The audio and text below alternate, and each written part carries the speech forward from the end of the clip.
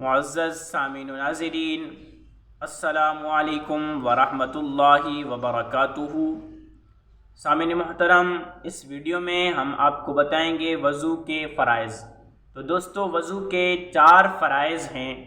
Number 1 چہرہ دھونا، number 2 دونوں ہاتھ کوہنیوں سمیت دھونا، نمبر 3 چوتھائی سر کا مسح کرنا، نمبر 4 پاؤں ٹخنوں سمیت دھونا۔